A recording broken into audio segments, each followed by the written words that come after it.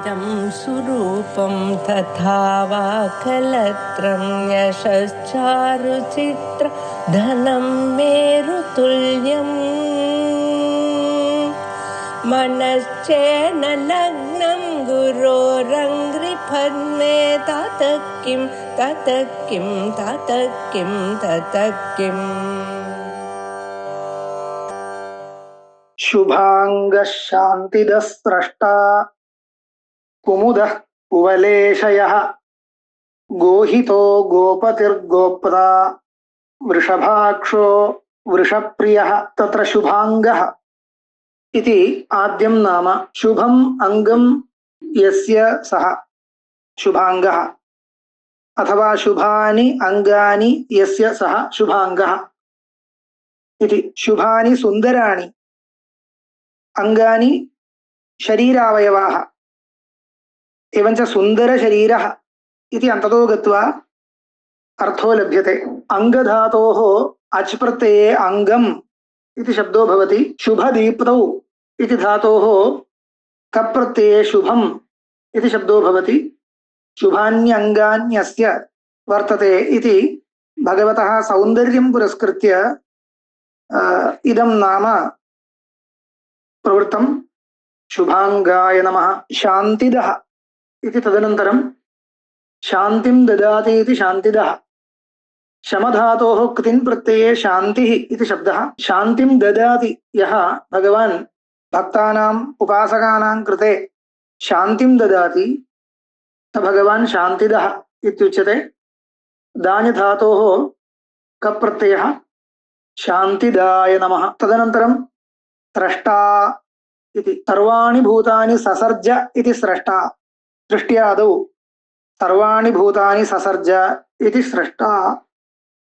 सृजधातोः तृच् प्रत्ययः स्रष्ट्रे नमः।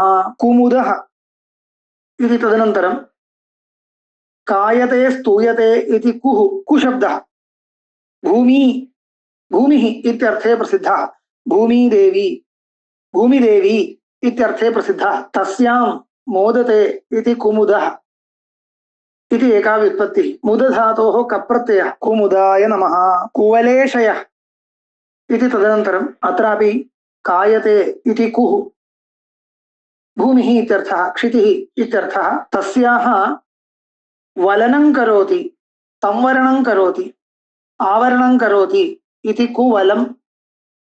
कुवलशब्देन समुद्रजलम् उच्यते। भूमेः वलयरूपेण समुद्रस्तिष्ठति इति समुद्रः कुवलम् इति शब्देन उच्यते। वलसंवरणे इति धातुः। ततः अच् प्रत्ययः। तस्मिन् समुद्रे कुवले शेते इति कुवलेशयः इति। शीङ् धातोः अधिकरणार्थे अच् प्रत्ययः कुवलेशयः इति लभ्यते। कुवलेशयाय नमः इति। तदनन्तरं गोहितः गवे हितं गोहितं। भगवान् कृष्णस्तु गवां पोषकः गवां पालकः आसीत् इति प्रसिद्धं। तर्हि गवां कृते हितं करोति यः भगवान् सः गोहितः इति। गोशब्दस्य अन्येपि अनेके अर्थाः वर्तन्ते। ज्ञानम् इत्यादयः अर्थाः वर्तन्ते। तान् अर्थान् आदाय अपि अत्र गोहितः इति शब्दः निरूपयितुं शक्यते। गोहिताय नमः। तदनन्तरं गोपतिः इति। गवां पतिर्गोपतिः गोपालकः इत्येव अर्थः। गोपतये नमः। गोप्ता इति तदनन्तरं गोप्ता इत्युक्ते गुपधातोस्तृच् प्रत्ययः रक्षणकर्ता इत्यर्थः। स्वमायया स्वकीयं स्वरूपम् आवृत्य रक्षति इत्येवम् अर्थविशेषः वक्तुं शक्यते। गोप्ता इति तृजन्तशब्दः। गोप्त्रे नमः इति चतुर्थ्यां प्रयोक्तव्यं। वृषभाक्षः इति तदनन्तरं वृषभः इति प्रसिद्धं। तस्य शब्दस्य वाच्यार्थापेक्षया अत्र सांकेतिकः अर्थः गृह्यते। धर्मः इति। वृषभस्तु धर्मस्य रूपकरूपेण गृहीतः अस्ति पुराणेषु।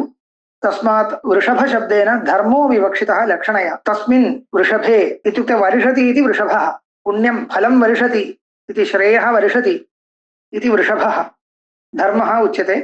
अक्षिशब्दस्तु अश्नोते अश्नु अशुधातोः क्षि प्रत्यये निष्पन्नः शब्दः। वृषभे अक्षिणी अस्य इति वृषभाक्षः अथवा वृषभः दृष्टिरस्य इति वा वृषभाक्षः। वृषभाक्षः इत्यत्र षच् प्रत्ययः। प्रथमतः वृषभे अक्षिणी अस्य इति व्युत्पत्तौ वृषभे इत्यस्य वर्षणशीले इत्यर्थः। वर्षणशीले अक्षिणी ये अक्षिणी नेत्रे वर्षणशीले भवतः